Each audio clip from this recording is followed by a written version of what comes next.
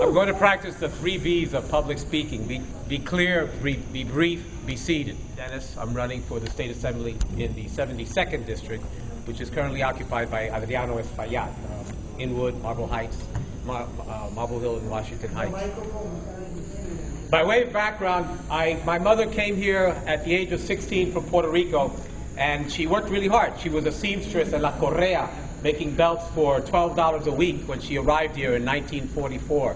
She worked really hard. She was a single mother, and she was able to make things possible for me. I graduated with a degree in government from Harvard University, and then I graduated from Yale Law School, and I worked as a lawyer in the firm of Donovan, Leisure, Newton and Irvine for a few years. After that, I became the editorial director of El Diario La Prensa, El Diario, and I wrote about 300 editorials at that time, and won a few prizes for the newspaper, which I was really proud of. Also, most significantly, I served in the New York State Assembly.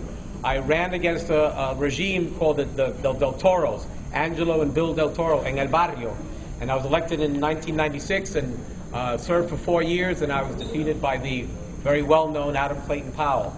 I am running here where I was born and raised in Washington Heights. For 41 years I've lived here. I was born in the hospital, went to school in St. Rose of Lima before going away. And since the time is short, I'll just, and this is an adjacent district, I'll just share just a few quick issues that cut across our boundaries that are shared concerns. One thing that we need to do in terms of savings, 40% of our state budget, over $50 billion a year, is spent on Medicaid. I would vote for a Medicaid Inspector General immediately. The New York Times has found that we have roughly $15 to $20 billion a year of fraud in Medicaid spending. That's the way we can effectuate some savings. There's something called a message of necessity in Albany. During my 4 years there, I experienced 25% of our legislation has a message of necessity attached. As of 1891, that was when there was earthquakes and natural disaster, the governor would push through a bill because something had to happen quickly. We're not in that era anymore. It's used now by lobbyists to shove through added cost spending provisions.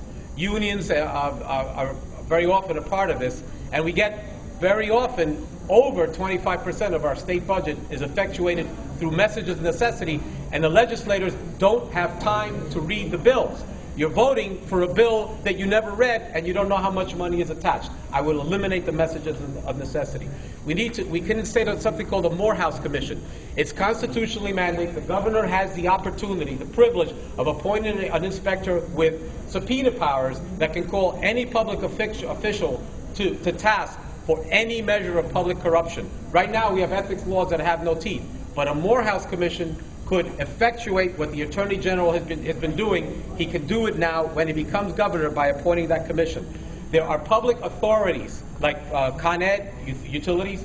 They issue long-term tax-free municipal bond debt that becomes a hidden cost in our budget, and it becomes billions of dollars in interest payments to that, and it doesn't hit your budget in that year. It's a sneaky, in a sense, it's a sneaky tax because the public authorities fund themselves with this municipal tax, these tax-free bonds. We need to rein in that spending. Finally, I use in East Harlem the Community Reinvestment Act to get the banks to double their bank lending in my community for small business development and home mortgage improvement.